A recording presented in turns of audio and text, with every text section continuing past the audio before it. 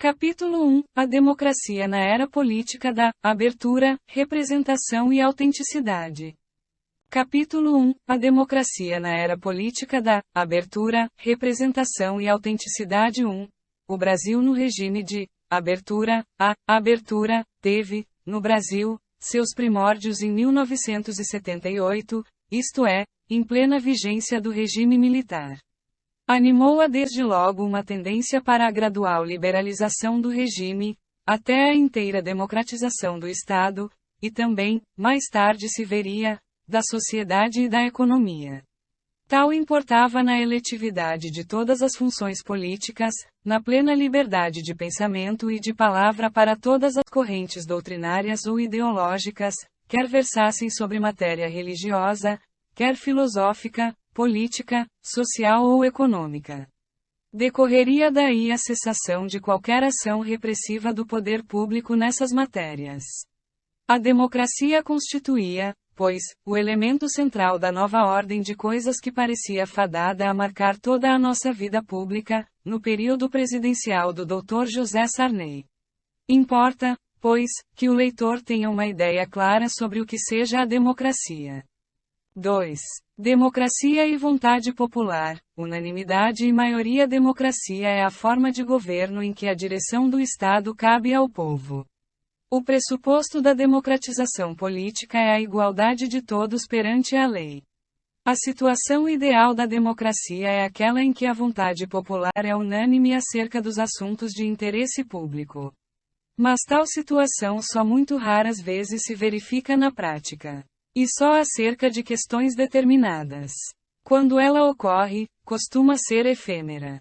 Assim, na democracia se atribui a força decisória não à unanimidade dos cidadãos, mas à vontade da maioria deles. 3. Democracia direta e democracia representativa. Nos países de muito pequena população, a democracia se tem exercido pela manifestação direta da vontade de cada cidadão, expressa em reunião plenária, levada geralmente a efeito em logradouro público. A contagem dos votos se faz publicamente e em acto. Tal é a chamada democracia direta. Esta se exerceu em remotas eras. Por exemplo, nos estados de dimensões municipais da antiguidade helênica. Mas ela é impraticável nas nações contemporâneas.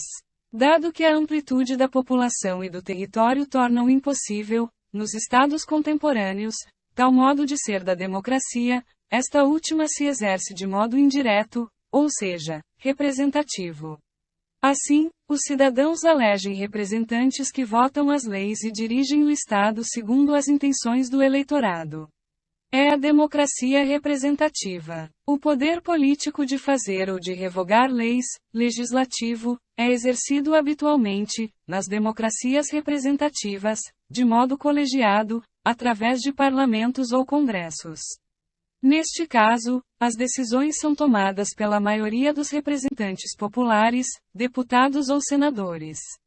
E a maioria parlamentar representa, pelo menos em princípio, a maioria do eleitorado. 3. Democracia direta e democracia representativa. 4. A proteção das minorias na democracia representativa. A democracia representativa, assim constituída por todo um mecanismo de representação, chega à mais inteira coerência consigo mesma quando procura não constituir mero domínio da maioria sobre a minoria, mas atende também, na medida do execuível, às aspirações desta última. Assim, as decisões parlamentares buscam reunir em torno de si, em um consenso convergencial, não só as opiniões da facção majoritária, mas, em alguma medida, as de todos os cidadãos, maioria e minoria. É o que se obtém mediante o respeito dos direitos da minoria. 4. 5. O referêndum. Outro mecanismo há, para que a democracia representativa, segundo as formas de representação mais ou menos inspiradas nas doutrinas da Revolução Francesa, obtenha a inteira fidelidade no exprimir e cumprir a vontade popular, é o referendo. Consiste este em que, aprovada uma lei de especial alcance para o bem comum, não seja ela posta em execução sem consulta ao eleitorado. Assim, Todos os eleitores são convocados para se manifestarem diretamente sobre um projeto de lei aprovado pelo Legislativo. Tal projeto só entrará em vigor se obtiver voto favorável da maioria. Através do referêndum, o povo dispõe de um meio seguro, e até insofismável, para ratificar a decisão dos seus representantes, quando esta lhe exprime a vontade, ou para rejeitá-la, quando não a exprime. 5. 6. O voto direto e secreto. São também dispositivos acautelatórios da autenticidade da democracia representativa, o voto direto, pelo qual o eleitor escolhe seus representantes diretamente, ao contrário dos Estados Unidos, por exemplo, onde a votação é indireta, isto é, os eleitores escolhem diretamente representantes que formam um colégio eleitoral distinto do Congresso, e incumbido de eleger o presidente da República. B. O voto secreto, que deve garantir contra pressões de terceiros, a livre escolha do eleitor. 6. O voto direto e 7. A representação na democracia, natureza, autenticidade. Em virtude de todo o acima exposto, a relação entre o eleitor e o candidato por ele sufragado é, em essência, a de uma procuração. O eleitor confere ao candidato a deputado ou senador de sua preferência um mandato para que exerça o poder legislativo segundo o programa que este deve expor normalmente ao conhecimento do eleitorado durante a campanha eleitoral, programa este que se supõe que o eleitor tenha lido previamente, e que ratifica ao dar seu voto ao candidato em questão. Uma vez eleito, o deputado ou senador é assim um procurador ou mandatário do eleitor. É o executor da vontade deste. Ele será um procurador fiel se agir de acordo com o programa eleitoral com o qual se apresentou às urnas.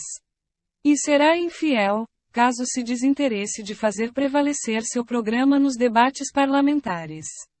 Ou, pior ainda, caso se manifeste ou vote contra esse programa em relação ao qual assumiu para com o corpo eleitoral um compromisso sagrado de fidelidade. Análogas afirmações cabem quanto às eleições para o preenchimento de vagas no Poder Executivo, isto é, em nosso país federativo, as vagas para a Presidência da República, os governos estaduais e as prefeituras municipais. Dado serem as eleições para a Constituinte objeto essencial da presente análise, é sobretudo em vista delas que se farão as considerações a seguir. 8. Vícios que podem afetar a autenticidade da representação. Segundo a ordem natural das coisas, a normalidade de um ato praticado pelo procurador está condicionada, primeiro, à liberdade do mandante no ato de escolha do procurador, segundo, à autenticidade da procuração e à clareza dos poderes e das instruções que a procuração contém, terceiro, à expressa aceitação do mandato pelo procurador, quarto, a atuação deste em estrita conformidade com os poderes e as instruções que recebeu. A faltar algum desses elementos, a ação do procurador, no caso concreto, do constituinte, poderá ser taxada de inautêntica, nula ou ilícita, conforme as circunstâncias concretas. E esses vícios, que dizem respeito à ação individual de um constituinte, podem analogamente referir de modo global ao desempenho de toda uma bancada partidária. Ou até da Assembleia Constituinte considerada como um todo, caso tais vícios afetem não só este ou aquele deputado ou bancada. 9. Alcance da representatividade na avaliação de um regime democrático. Em consequência de quanto foi aqui exposto, a autenticidade do regime democrático repousa por inteiro sobre o caráter genuíno da representação. É isto óbvio, pois, se a democracia é o governo do povo, ela só será autêntica se os detentores do poder público, tanto o executivo, como o legislativo e, na sua ótica muito específica, também o judiciário, forem escolhidos e atuarem segundo os métodos, e tendo em vista as metas desejadas pelo povo. Se tal não se dá, o regime democrático não passa de uma vã aparência, quiçá de uma fraude. Esta é a razão pela qual a representatividade é focalizada com tanta atenção ao longo das presentes reflexões.